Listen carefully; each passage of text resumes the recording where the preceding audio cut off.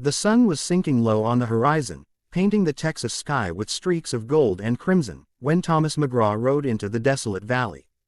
His horse, a broad-chested bay with a scar down its flank, moved slow and steady, hooves striking the hard-packed dirt with rhythmic certainty.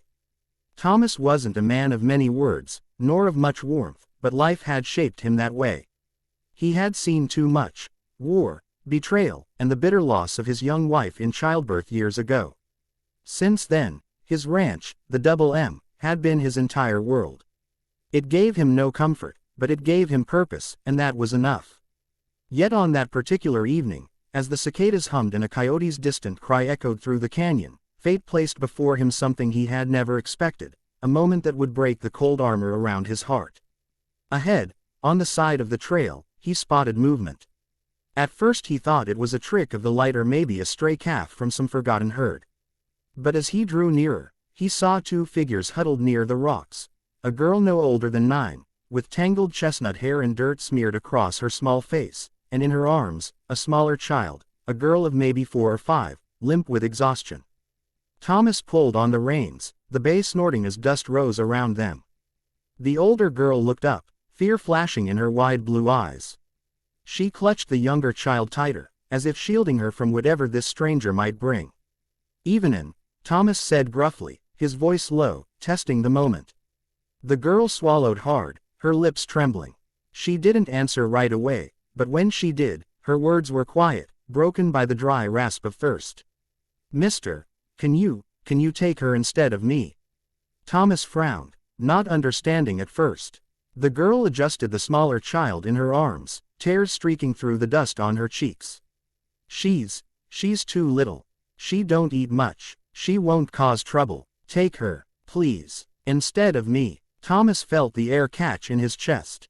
He wasn't sure if it was anger at the cruelty of the world or sorrow that such words had to come from a child. The girl's tone was not bargaining for herself. It was sacrifice, the kind only a child who had already known too much pain could make. He dismounted slowly, boots crunching the gravel. He didn't speak, didn't promise anything. Words had never come easy to him, and they sure wouldn't now.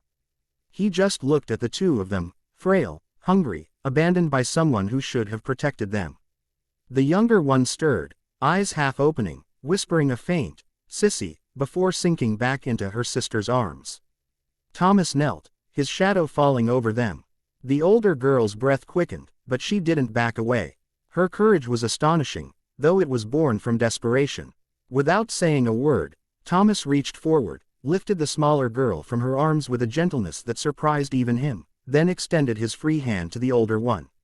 She blinked, confused. "Come on," he muttered. Her lower lip quivered. "You mean, both?" He didn't answer. He didn't need to. He simply turned, carrying the little one, waiting for her sister to follow. And she did, stumbling to her feet, her small hand gripping his calloused one as though it were the only lifeline she had left. That was the night Thomas McGraw's life changed forever. Dash. The ride back to the ranch was long, but he kept the pace steady. The girl, her name, he later learned, was Anna, sat in the saddle in front of him, clutching her sister Lily, who slept against her chest. She didn't ask questions. She didn't cry anymore. She just held on. When they arrived at the Double M, the ranch hands looked up from their evening chores, curious and confused at the sight of the boss.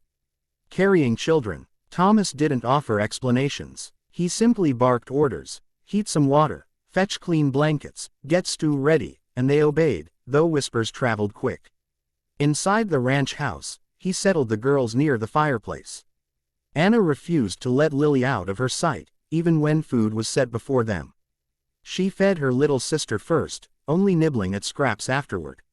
Thomas watched silently, his arms crossed, the ache of something he hadn't felt in years tugging at him.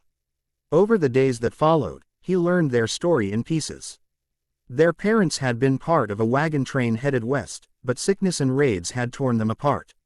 Their father was killed by bandits, their mother had fallen ill, and in the chaos, the girls had been left behind. Stragglers had taken what little supplies they had, leaving them with nothing but each other. They had wandered until chance brought them across Thomas's path. Anna spoke with a maturity beyond her years, though her voice trembled whenever she admitted her fear of losing Lily.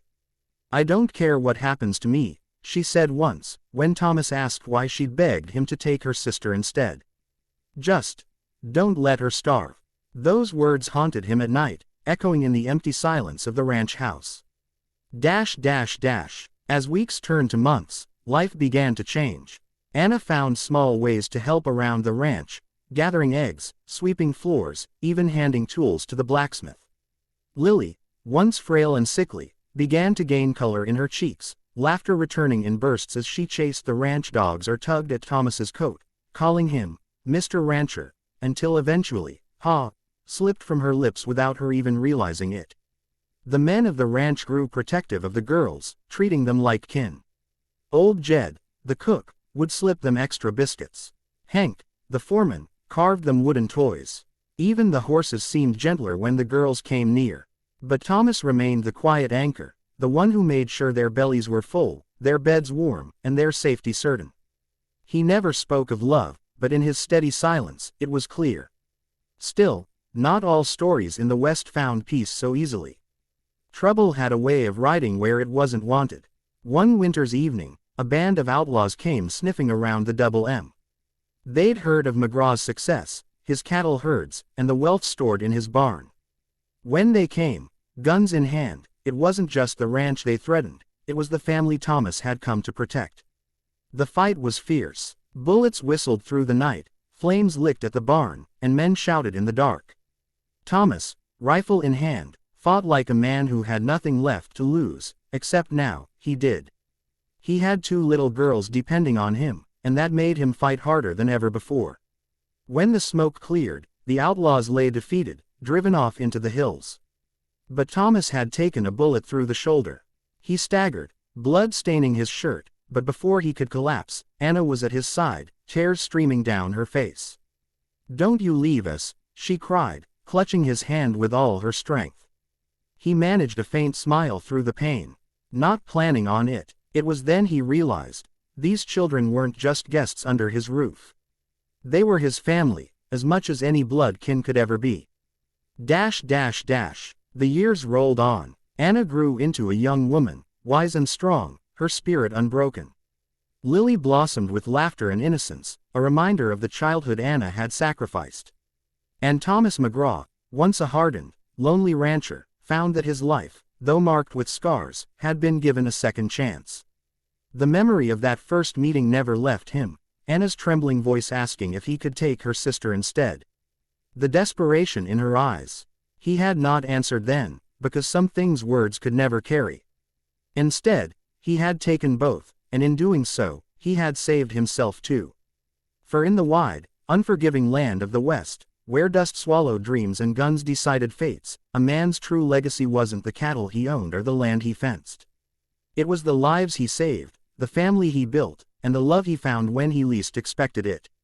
And so the story spread, whispered in saloons and told by campfires, how the hard rancher McGraw, silent as stone, had once been asked by a little girl to take her sister instead of her, and how, without a word, he had taken both, raising them as his own, and proving that even in the harshest of frontiers, compassion could carve out a home.